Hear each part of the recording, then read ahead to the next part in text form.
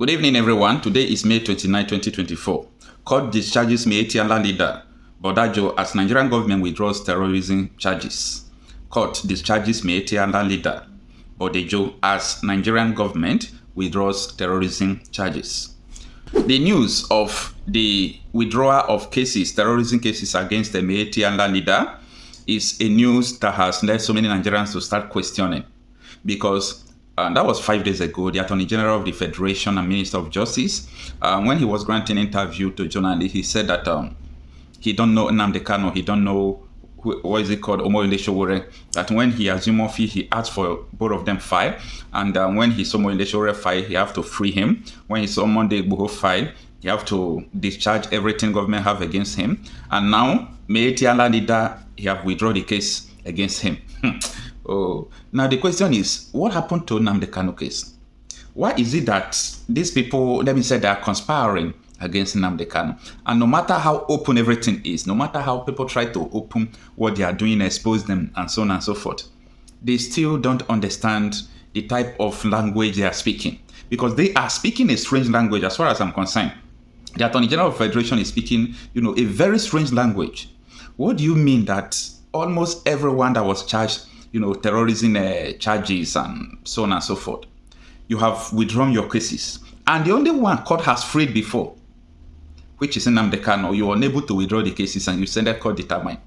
Anyway, let me read this article for you so that we'll come back and deliberate the significance of what the Attorney General of the Federation did and the kind of message he has sent to so many Nigerians. Now it reads, the leader of Miyetti Allah Kautal Kore, Bello Bodejo, has been discharged of an alleged terrorism charge filed against him by the Office of the Attorney General of the Federation and Minister of Justice. In a ruling, Justice Inyang Ekwo of the Federal High Court Abuja on Wednesday discharged Bodejo after counsel for the AGF, Aderonke Imana, moved an oral application for the withdrawal of the 3-count charge. At the resumed hearing on Wednesday, Imana informed the court that she had an oral application. The lawyer said the application was under Section 108 of the Administration of the Criminal Justice Act, ACJA, of 2015. She said the request was further predicted on the power of the AGF under Section 174 of the 1999 Constitution as amended, adding that the Attorney General of the Federation had instructed her to withdraw the charge against the defendant in the interest of justice. Counsel to Bodejo did not oppose the application, thanking the AGF for his magnanimous gesture. A magnanimous gesture indeed. Said his lead counsel, Ahmed Raji, subsequently urged the court to discharge the accused persons under the section referred to by the prosecution. So that is the article from the Shara Reporters. Now, what is going on? The Attorney General of the Federation, how do he want some persons who are supporting Nnamdi Kanu to feel?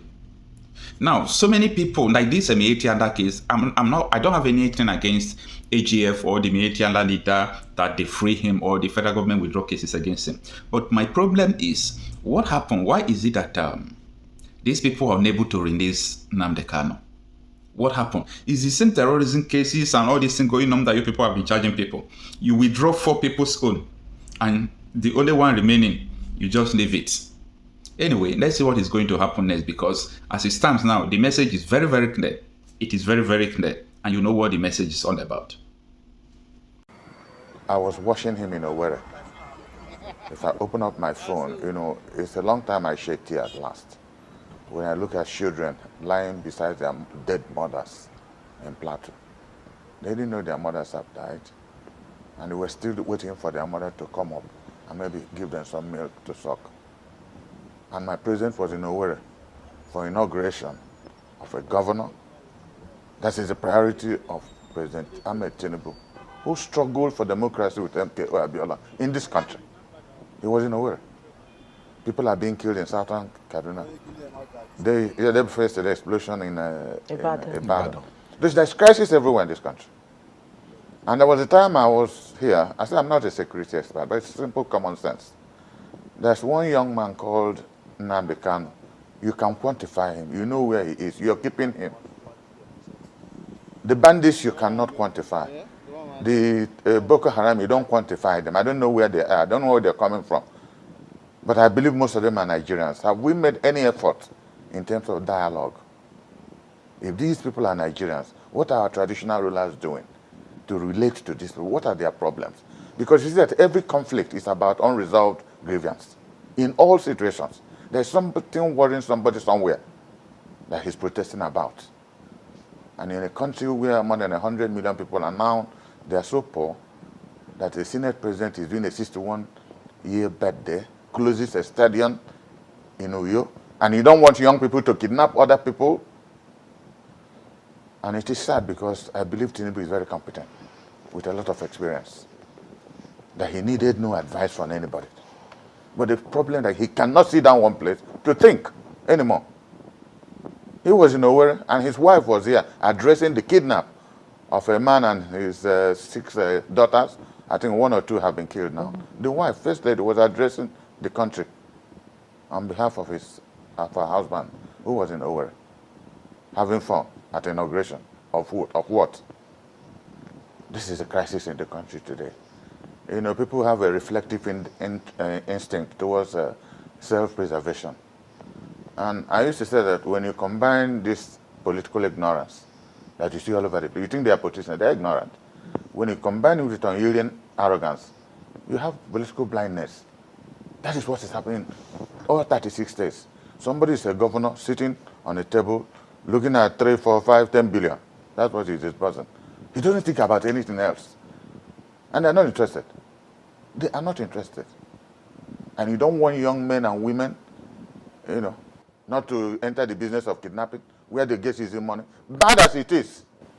But what do you want them to do? What is the excuse for having a bad day at 61 and closing a stadium? What is the excuse for that? In the country, you tell people to tighten their belts, and they have no belt anymore to tighten, no stomach to tighten with any belt, and they watch a stadium closed down for somebody to do a 61 bad day. For what achievement? For what contribution to the Federal Republic of Nigeria? The number increased. And those who do this, they don't go to school. They don't go to school. Every state has its own negative peculiarity. But for a president of Senate, under the situation Nigeria is passing, he's the greatest offender. To close down a stadium with the first lady of Nigeria sitting down there. Do you see the shame a few days ago? They were launching a book on Buhari, who put Nigeria 20, 30 years behind. Launching a book. Gowon was there. And the president of the Federal Republic of Nigeria was there praising him. I was just listening to the discussions people were having at the press review with Pantani and all those stuff. Tell me what has gotten better since APC took over. In the next couple of months, I'll be leaving, partisan politics just to become an advisor for whomsoever wants to.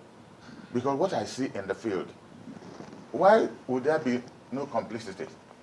Each time I travel, and I drive myself most of the time, I have a tendency of trying to give police people, army people on the road, especially in Anambra, that I'm in the southeast that is occupied. I give them money. And you see the relaxation, in their looks, how happy they get. And I ask them, why are you here? Why can't you people clear these bandits, whomsoever they are? He said, okay, in this convoy you are looking at, you will see about legislators, governors, people who have no business address, carrying not less than 7, 8, 10 mobile police. You will see them so fat. Some of them are being paid, apart from the salary, 3,000, 4,000 naira every day. And so you want us to go and die? You want us to go and die for Nigeria? When something happens to us, in 24 hours they will remove our families from the various police barracks. These are people, God's supposed to be guarding you and I. And you see the grievance behind them. Is anybody thinking? When the new IG came, he said he would be relying on something. The same Nigerian police. So my worry, in summary, about Nigerian security, we have to recalibrate. The president has to tell himself the truth. I think people are now making money, both the military, everybody. It's now good business. Nigerian insecurity is now good business. That's what's authority. The authority to supervise me, to coerce me. It's regimented formality because things happen the same way You come to work, you see policemen follow you. They are regimented to do it. You see army people follow you. There are processes in government that are regimented, and they become formal. So also the security services should have formalities in the way they perform. But nobody. Just like Joy Ezilo said, you just read out. When we have lost values, what are our values anymore? We have no value for life. We'll betray a country that has no value for life.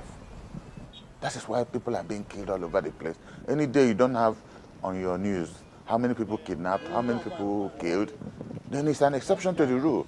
That is now the rule, that people must be dying every day. Plateau, Southern Kaduna, here, in Olu, Ihala area. He was a legislator, he was a state governor, he's now president of Nigeria. So there's nothing about leadership that will be Greek to him. First lady, a senator, or was a senator. Vice president, 8 years governor, senator. Chief of staff, speaker. Tell me who has a better credential that they cannot sit down and start applying some form of solution from the experiences they have gathered over the years. I should be able, if I'm sitting down with the service chiefs, if they tell any lie, I can see through it. I was a Biafran army officer. When you tell a lie, I can see through it, unless you are complicit. How do we start? About just before you came back on board, I have seen Nnamdi Kanu 2 times with the DSS.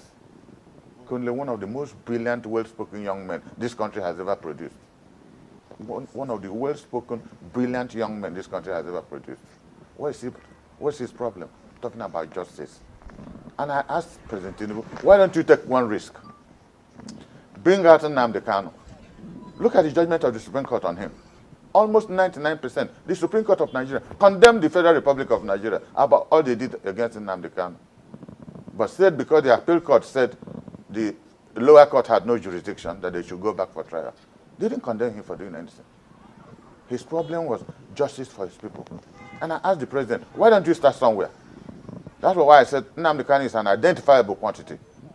Grant him, the appeal court had released him already. Grant him freedom, keep him in one place, and see whether 90% of the problem in the Southeast will not. The same Supreme Court said that his family compound was attacked and more than 27 people were killed, and he escaped. Supreme Court of Nigeria said it. Didn't you listen to the judgment? He was running for his life. They attacked his father's compound, and he escaped. That's why he left. So what I'm saying is that let us start somewhere with some experimentation. Now the government is holding him. Let's take a risk. I'm prepared to guarantee that risk the government will take, because I discussed with him and I float on the same level with him. You may not like his methodology, but he has a lot of common sense. Is Nnamdi Kanu responsible for what is happening in Plateau with the bandits, with Boko Haram? It's everywhere. Is he responsible for the explosion in Ibadan? Everywhere. So why can't we start?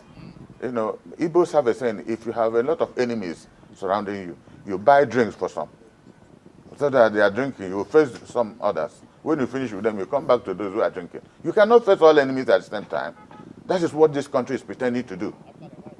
Because what started as protests in the Southeast is all over the country now. Because they will tell you we're on top of it. I called emergency meeting of all the security agents. We have been hearing this since Buhari. And what has changed? And we are still Nigerians, all Nigerians. I believe there must be something fundamental in the problems in this country that we can address. Dialogue. There will be no peace without dialogue. Give and take, no matter what it is. Somebody you're calling a bandit is somebody's son, is somebody's daughter. We can approach if there is no complicity. If there's no complicity at a very high level, it's not an impossible thing to sort out. But let us start somewhere. Let's use the Southeast as an example.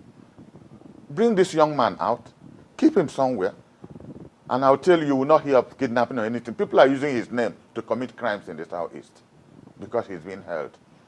And they can't understand why he's being held, because he's talking of justice for his people. I don't know why the bandits are fighting.